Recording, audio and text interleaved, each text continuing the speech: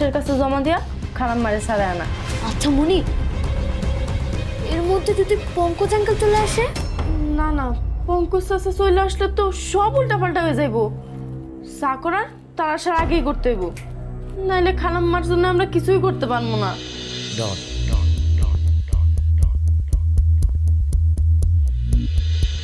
মনে হচ্ছে আপনি কিছু লুকোচ্ছেন। আপনি যদি কিছু না লুকিয়ে সবকিছু ঠিকঠাক মতন বলেন তাহলে তো আপনার উপকার করতে পারি। আপনিও ফোন করতে পারেন। বিশ্বাস করুন, আমি আমি কোনো কিছু লুকাচ্ছি না স্যার। আমি যা দেখেছি, যা যা যা শুনেছি সব কিছু আপনাদেরকে বলেছি স্যার। আমি আমি কিচ্ছু লুকাইনি। না ঠিক আছে, আপনি সচেতনভাবে হয়তো কিছু লুকাননি, কিন্তু অবচেতনভাবে কোনো কিছু মিস করে গেলেন কিনা একটু ভেবে দেখুন না। মানে মানে খুব সহজ মিসেস রুনা।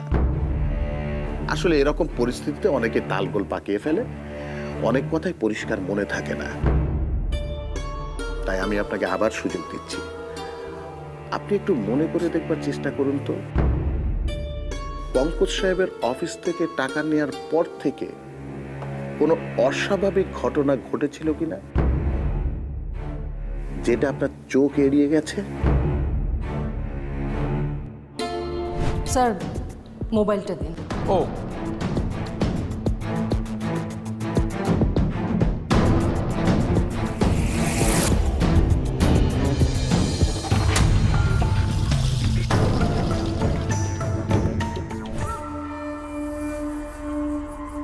মিস রুনা, কিছু পেলেন? হ্যাঁ হ্যাঁ স্যার, পঙ্কজ স্যারের। আচ্ছা শোনো, এখানে পুলিশের সাথে তোমার কোনো কথা বলার দরকার নেই। বলা তো যায় না কখন তোমার কোন কথায় পরে আমি বিপদে পড়ে যাই। না না না স্যার, না স্যার, আমার আমার আসলে কোনো কিছুই মনে পড়ছে না, কিছুই মনে পড়ছে না স্যার। সমস্যা নেই, আমি মনে করিয়ে দিচ্ছি। আজ সকালে পঙ্কজ সাহেবের অফিসের প্রতিটি সিসিটিভি ক্যামেরা আমি পরীক্ষা করে দেখেছি, একটা একটা করে দেখেছি।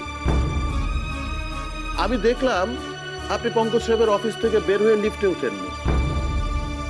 তারপর কি সিঁড়ি দিয়ে নেমেছিলেন? জি স্যার, আমি সিঁড়ি দিয়ে নেমেছিলাম। এবং ইন্টারেস্টিংলি ওই সিঁড়িতেই কোনো সিসিটিভি ক্যামেরা বসানো ছিল না। এতগুলো টাকা, ব্যাগটাও তো নিশ্চয়ই অনেক ভারী, তাই না? এত ভারী ব্যাগ নিয়ে আপনি সিঁড়ি দিয়ে কেন নামতে গেলেন? আমার তো মনে হয় ওখানেই ঝামেলাটা হয়েছে। কেন নেমেছিলেন সিঁড়ি দিয়ে মিসেস রুনা? বলুন বলুন।